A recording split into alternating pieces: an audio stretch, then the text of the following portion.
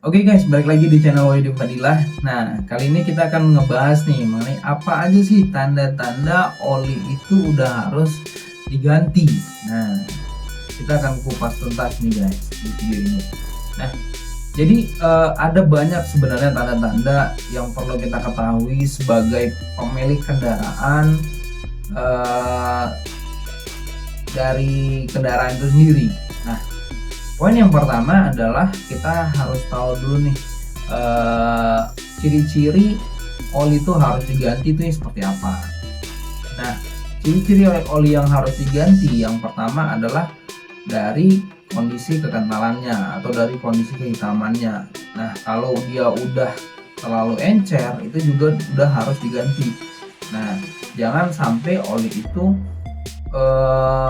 udah sangat hitam pekat dan kondisi kekentalannya udah sangat-sangat encer, itu juga udah nggak bagus dan itu udah saatnya untuk diganti. Kemudian kita lihat dari penguapan si oli tadi gitu. Jangan sampai oli tadi itu cepat habisnya gitu kan, atau olinya itu mengalami penguapan yang terlalu tinggi, itu juga nggak bagus. Tanda-tanda oli juga udah harus diwajib diganti kan. Oke, nah kita masuk ke tanda-tanda yang pertama. Oke, tanda yang paling gampang kita ketahui di kendaraan kita adalah yang pertama, yaitu dari tarikan mesin. Nah, biasanya tarikan mesin ini yang paling gampang nih. Contoh nih, kita lagi bawa nih kendaraannya. Ternyata pada saat kita bawa kok rasanya tarikannya belum udah terasa berat tarikannya gitu kan. Beda sama pertama kali kita ganti oli gitu kan. Oli baru dimasukin ke mesin, itu kita pakai enteng gitu kan. Nah, ketika kita pakai ini mulai terasa berat. Kita coba bawa di lari di kecepatan sekitar 20, 30 sampai di kecepatan tinggi, ternyata udah mulai berkurang gitu. Nah, jadi teman-teman bisa rasain dari tarikan. Kalau tarikannya udah berat, itu udah waktunya sih kita untuk ganti oli, ya kan? Salah satunya. Nah, yang kedua, kita harus cek dulu nih. Contohnya di bagian mesinnya. Nah, apakah ada rembesan-rembesan oli atau enggak? Nah, kenapa itu wajib dicek? Karena takutnya nih ada hal-hal yang nggak kita inginkan. Hal-hal yang nggak kita inginkan ini itu bisa menimbulkan bahaya gitu loh. Harusnya nih belum waktunya ganti oli gitu kan, tapi karena si oli ini terus berkurang gitu kan, itu juga menyebabkan kita harus cepat ganti oli juga. Kenapa? Kita harus tambahin, minimal ditambahin olinya gitu kan, kalau kondisinya masih bagus. Tapi kalau kondisi olinya juga udah nggak bagus, ya itu udah wajib ganti. Nah, kemudian kita harus tahu juga nih kondisi jalan kita gitu kan. Nah, beda kondisi jalan yang ekstrim sama kondisi jalan yang datar gitu. Oke, kita coba perhatiin nih rute kita pakai kendaraan itu, apakah rutenya datar atau banyak tanjakan, turunan. Nah, itu juga mempengaruhi tuh dari cepatnya kita ganti oli gitu. Karena dia kerjanya jauh lebih ekstra. Itu dia. Nah, yang ketiga, tanda-tandanya yang paling gampang adalah waktu ya. Biasa dari waktu. Nah, dari waktu ini biasa kan udah jelas nih waktunya kapan gitu kan. Biasa sebulan sekali gitu kan, dengan rute yang sama, dengan waktu yang sama, harusnya sih sama. Jadi udah kita tentuin, misalnya contoh dalam saat biasa kita ganti oli itu sekitar 2 bulanan gitu kan, atau sebulan gitu. Nah, itu dari kitanya sendiri itu tandanya. Yang kemudian yang berikutnya adalah dari jarak tempuh atau kilometer. Nah, tanda-tandanya itu dari situ. Kalau dia sudah menyentuh kilometernya, waktu ganti olinya udah saatnya untuk diganti. Kenapa? Karena para engineer itu udah mendesain oli itu sedemikian rupa untuk diganti gitu kan. Jadi ada lifetime-nya, jadi ada waktunya untuk kita ganti gitu. Jangan melebihin. Biasanya tuh dihitung ya agak mundur gitu, nggak langsung 100% harus diganti. Dia udah nyentuh di 80% udah wajib diganti. Kenapa? Untuk menghindari hal-hal yang tidak diinginkan. Nah, kemudian yang paling penting kita jaga adalah kondisi dalam ruang mesin gitu. Kalau kondisinya udah kotor kian gitu kan, udah sedemikian kotor di dalamnya, itu mending kita bersihin dulu. Kenapa? Karena nanti makin bertumpuk di dalam oli, di dalam ruang mesin, itu semakin gampang kotor tuh di mesinnya. Ini juga nggak bagus.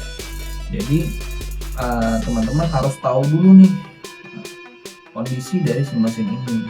Kalau memang kotor, mending dibersihin dulu. Biasa kalau sepeda motor agak mudah ya bersihnya, ya bisa dicuci dulu nih, cuci dulu pakai bensin, dikosongin, dibuka semua, dibersihin, biar supaya gram-gram itu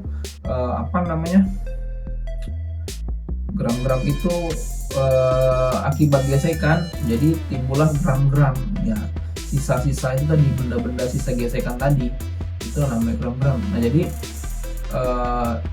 sehingga itu menumpuk di mesin dan itu berbahaya, dan itu juga penyebab gampangnya oli terkontaminasi. Nah seperti itu. Jadi teman-teman harus benar-benar perhatiin dulu nih mesinnya, kondisinya dulu gitu kan. Kenapa? Karena itu jangka panjang sustainability dari si mesin tersebut. Hanya teman-teman di sini wajib harus tahu nih tanda-tandanya. Kalau udah mulai berat tarikannya, udah mulai curiga nih ada apa nih, tarikannya tiba-tiba berat, memang ya salah satu faktornya ada di oli gitu. Makanya teman-teman harus tahu dulu penyebabnya. Kalau sudah waktunya ganti oli, ini diganti. Kenapa? Ya oli itu ibaratnya jantungnya mesin gitu loh. Kalau nggak ada oli, ya mesin bakal pincang jalannya gitu kan, nggak bakal ada sih. Sama kayak tubuh kita nih, kalau nggak ada aliran darah ya nggak bakal bergerak gitu kan. Nah jadi yang paling penting adalah si olinya tadi gitu. Memang terlihat sepele ya masalah oli gitu kan, oli ya udah diganti aja setiap servis berkalanya gitu kan, setiap waktunya. Cuman teman-teman harus tahu dulu nih kondisinya seperti apa gitu. Jangan karena udah patokan kita kilometer sama waktu gitu kan, kita fokusnya kedua itu, oh belum waktunya nih, masih bisa. Dan yang paling penting, yang paling bagusnya ya kita lihat sendiri kondisinya. Nah ini biasa kalau di dalam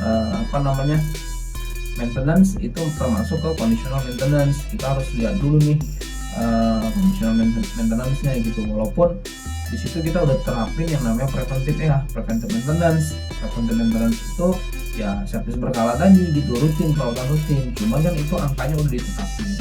Makanya di sini kita lebih, pedoman kita lebih ke conditional maintenance. Kita lihat kondisinya gimana. Oke, kalau memang udah waktunya ganti, kita ganti gitu. Kalau udah memang kondisi udah nggak bagus, kita ganti. Jangan tunggu, oh belum kena kok. Selagi kita udah tahu nih kondisinya seperti apa, olinya udah kotor, udah hitam, tapi karena kita patokannya kita itu adalah waktu. Contoh kita patokannya waktu, belum kena waktunya, masih ada sisa nih, misalnya 2 bulan sekali masih ada sisa nih, dan kita paksa jalan, ya bisa, cuman itu bisa merusak juga gitu. Itu nggak bagus untuk di kendaraan kita. Sebaiknya diganti kalau udah tahu kondisinya seperti itu gitu. Jadi mulai dari rasa dari tarikan, kemudian dari jadwalnya, kemudian dari kondisinya si oli tadi gitu. Jadi 3 nih, kalau teman-teman udah rutin ngeceknya pasti bakalan tahu ini udah waktunya ganti atau belum gitu. Jadi kalau teman-teman yang masih bingung kapan nih waktunya ganti oli, apa tanda-tandanya kita harus ganti oli, ya tadi sebenarnya ada banyak lagi nih faktor-faktornya gitu kan, tapi salah satunya sih yang saya jabarin tadi gitu. Jadi teman-teman lihat dulu nih kondisi, yang paling penting adalah dari kondisinya. Nah kalau teman-teman udah tahu kondisinya seperti apa, teman-teman harus tahu langkah apa yang harus dilakukan seperti itu. Oke? Nah jangan lupa untuk klik like, jangan lupa juga untuk komen. Kalau ada pertanyaan silahkan komen, kita bahas di kolom komentar. Nah jangan lupa untuk subscribe channel Wahyudi Fadila ya guys. Oke, assalamualaikum warahmatullahi wabarakatuh.